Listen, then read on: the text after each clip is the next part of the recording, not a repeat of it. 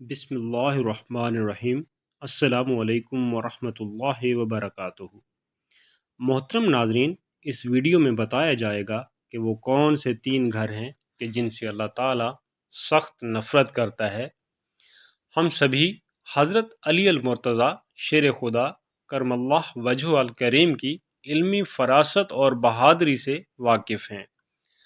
हर मुसलमान ये जानता है कि नबी करीम सल्लल्लाहु अलैहि वसल्लम ने फरमाया कि मैं इल्म का शहर हूँ और अली इसका दरवाज़ा है। एक मरतबा हज़रत अली रज़ी अल्लाह ताला अन्हो नमाज असर पढ़ने लगे तो एक शख्स आप रज़ी अल्लाह ताला अन्हो के पास आया। उसकी नीयत ये थी कि वो आपकी नमाज असर कज़ा करवाना चाहता था, इसलिए उसने आपसे एक ऐसा मुश्किल सवाल पूछा जिसके लिए एक लंबा जवाब दरकार था, और उसके इस सवाल का मकसद भी यही था कि आपकी नमाज कज़ा करवा सके। लिहाजा उसने आपसे पूछा कि ए अली, बताइए कि दुनिया में कौन कौन से जानवर ऐसे हैं जो अंडे देते हैं और कौन से जानवर बच्चे देते हैं। हज़रत अली रज़ी अल्लाह ताला अन्हो ने उस शख्स की जानिब देखा और फरमाया, वो तमाम जानवर जिनके कान बाहर की तरफ होते हैं वो बच्चे देते हैं, और वो सब जानवर जिनके कान अंदर की जानिब होते हैं वो अंडे देते हैं। आज साइंसदानों की सदियों की तहकीक के बाद इस बात की तस्दीक भी हो चुकी है। ये थी हज़रत अली रज़ी अल्लाह ताला अन्हु की फ़हम फ़रासत और अल्लाह ताला की जानिब से अता करदा जहानत। मोहतरम नाज़रीन कराम, कहते हैं कि एक मरतबा हज़रत अली रज़ी अल्लाह ताला अन्हु खुतबा दे रहे थे और दौरान खुतबा आपने इरशाद फरमाया, अल्लाह का कहर और गुस्सा तीन घरों पर नाजिल हो सकता है, क्योंकि इन तीन घरों से अल्लाह अज़्ज़ व जल को सख्त नफ़रत है।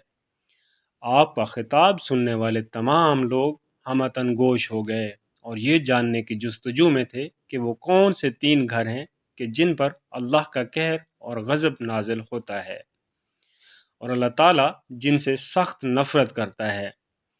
हज़रत अली रज़ी अल्लाह ताला अन्हो ने फरमाया कि पहले नंबर पर वो घर है जिसमें औरत की आवाज़ मर्द की आवाज़ से ऊंची हो जाए, यानी जिस घर में मर्द की निस्बत औरत अहकाम सादर करे, या यूं कह लीजिए कि जिस घर में औरत की हुक्मरानी हो, तो अल्लाह ताला ऐसे घर से सख्त नफ़रत करता है।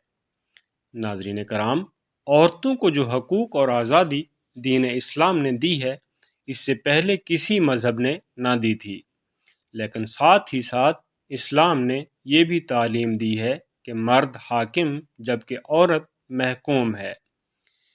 यानी जब घरदारी के निज़ाम की बात हो तो शौहर को हाकिम जबकि बीवी को महकूम बनाया गया है।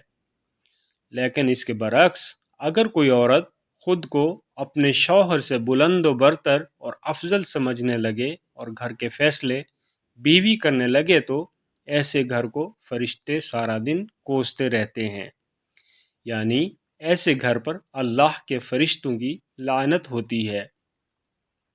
हज़रत जाबर बिन अब्दुल्लाह रज़ी अल्लाह ताला अन्हु बयान करते हैं कि मैं नबी करीम सल्लल्लाहु अलैहि वसल्लम के साथ ईद के दिन नमाज में हाज़िर था, तो आप सल्लल्लाहु अलैहि वसल्लम ने खुतबा से कबल बग़ैर अज़ान और अकामत के नमाज ईद पढ़ाई, और फिर नमाज के बाद हज़रत बिलाल रज़ी अल्लाह ताला अन्हु पर टेक लगाकर खड़े हुए और अल्लाह ताला का हुक्म सुनाया कि तकवा अख्तियार करो, अल्लाह ताला की इताअत करो, और लोगों को वाज और नसीहत की। फिर औरतों के पास आए और उन्हें वाज और नसीहत की और कहने लगे, ए औरतों, सदका खैरात किया करो क्योंकि तुम्हारी अक्सरियत जहन्नम का ईंधन है। हजूर सल्लल्लाहु अलैहि वसल्लम ने जब ये बात इरशाद फरमाई तो औरतों के दरमियान से एक स्याह निशान रुखसारों वाली औरत उठकर सामने आई और कहने लगी, ए अल्लाह के रसूल सल्लल्लाहु अलैहि वसल्लम, वो क्यों? तो नबी करीम सल्लल्लाहु अलैहि वसल्लम ने फरमाया, इसलिए कि तुम शिकवा और शिकायत بہت زیادہ کرتی ہو اور خاوند کی نافرمانی اور ناشکری کرتی ہو، اس لیے ہماری ماؤں بہنوں کو چاہیے کہ وہ اس بات کا خیال رکھیں اور اپنے گھر کو اللہ کے غضب اور فرشتوں کی لعنت سے بچائیں، یعنی اپنے شوہروں کی فرما برداری کیا کریں۔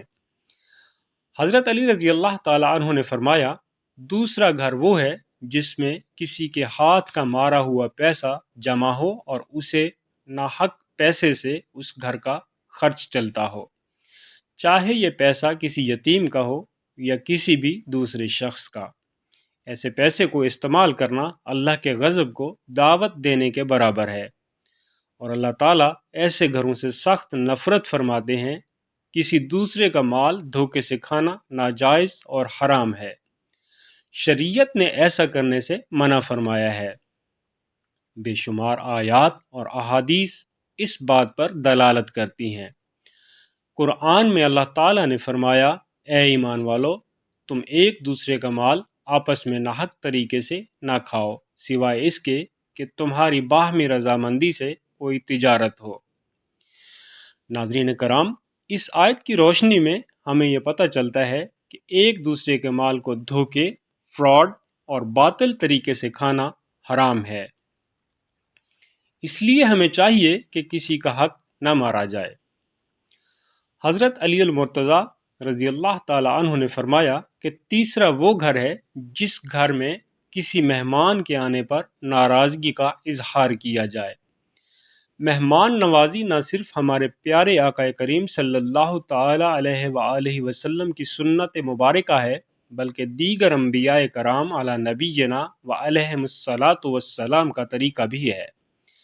حضرت سیدنا ابراہیم خلیل اللہ علیہ السلام بہت ہی مہمان نواز تھے اور بغیر مہمان کے کھانا تناول نہیں فرماتے تھے۔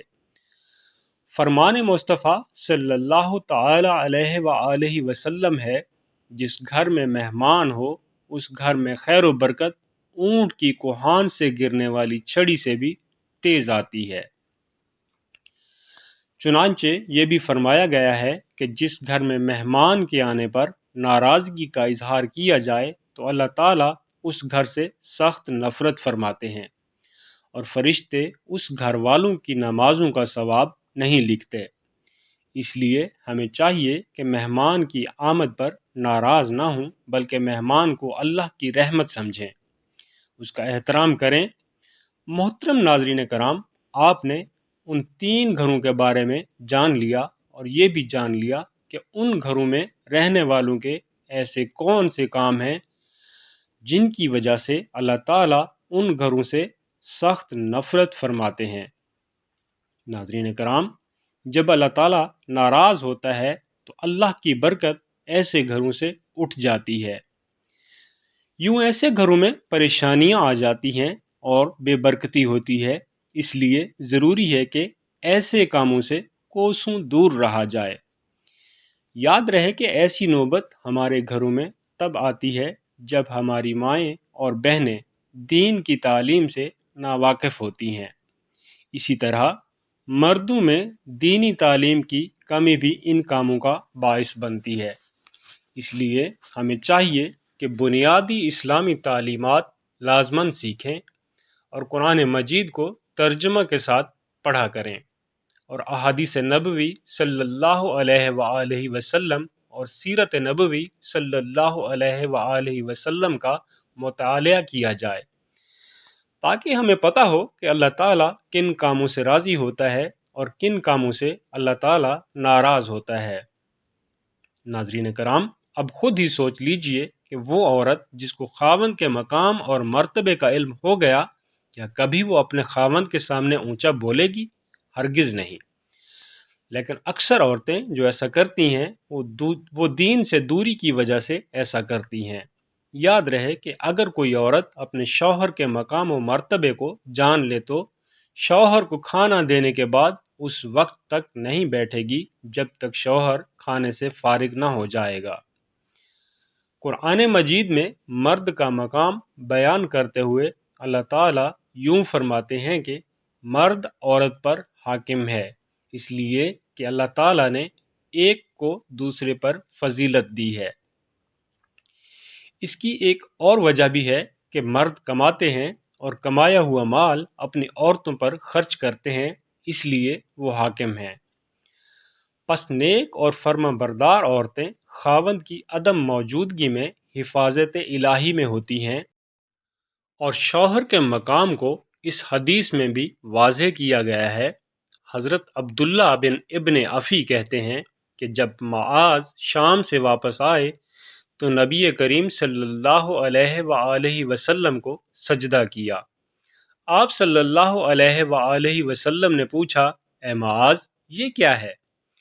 انہوں نے عرض کیا، میں شام گیا تو میں نے دیکھا کہ وہ لوگ اپنے پادریوں اور سرداروں کو سجدہ کرتے ہیں، تو میری دلی تمنا ہوئی کہ ہم بھی آپ صلی اللہ علیہ وآلہ وسلم کے ساتھ ایسا ہی کیا کریں۔ تو آپ صلی اللہ علیہ وآلہ وسلم نے فرمایا، ہرگز نہیں، ایسا کبھی مت کرنا، کیونکہ اگر میں اللہ تعالیٰ کے علاوہ کسی کو سجدہ کرنے کا حکم دیتا تو عورت کو حکم دیتا کہ وہ اپنے شوہر کو سجدہ کرے۔ قسم ہے اس ذات کی جس کے ہاتھ میں محمد صلی اللہ علیہ وآلہ وسلم کی جان ہے، عورت اپنے رب کا حق ادا نہیں کر سکتی جب تک کہ اپنے شوہر کا حق ادا نہ کر لے، اور اگر شوہر جماع کی خواہش ظاہر کرے اور وہ بیوی کچاوے پر سوار ہو تو بھی شوہر کو منع نہ کرے۔ ناظرین کرام، اب خود ہی سوچ لیجئے کہ اسلام عورت کو تعلیمات دے رہا ہے۔ عورت ان تعلیمات سے واقف ہوگی تو وہ اپنے شوہر کا احترام کرے گی۔ اسی طرح سے کسی کا مال ناحق طریقے سے کھانے کے متعلق بڑی وعیدیں آئی ہیں، خاص طور پر یتیم کے مال کو استعمال کرنے پر بڑی سخت تنبیہ ہے۔ جب انسان قرآن و حدیث کا مطالعہ کرے گا تو اس کو تمام ایسی باتوں کا علم ہوگا جو اللہ کے غضب کو دعوت دینے والی ہیں۔ اللہ عز و جل سے دعا ہے کہ ہمیں صحیح طریقے سے دین اسلام کو سمجھنے اور اس پر عمل کرنے کی توفیق عطا فرمائے، آمین یا رب العالمین۔ ناظرین کرام، اگر آپ کو میری یہ معلوماتی اور اصلاحی ویڈیو پسند آئی ہو تو اسے لائک کر دیں، چینل پر نئے ہیں تو چینل کو سبسکرائب کر دیں، گھنٹی کے نشان کو دبا دیں تاکہ اس چینل پر آنے والی ہر نئی ویڈیو کا نوٹیفیکیشن سب سے پہلے آپ کو ملے۔ ناظرین کرام، آپ سے ایک گزارش ہے کہ کومنٹ سیکشن میں اللہ تعالیٰ کا ایک صفاتی نام کومنٹ کر دیں۔ جزاک اللہ خیرہ۔